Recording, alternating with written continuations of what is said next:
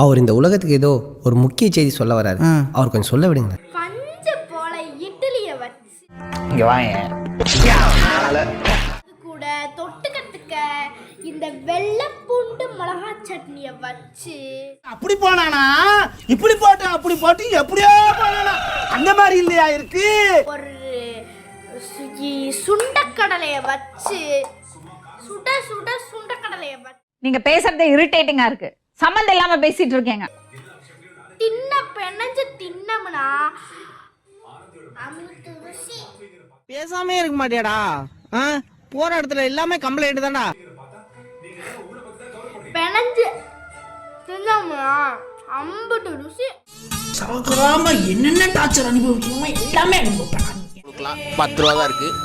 Like செய்ய வைத்த பதிவு.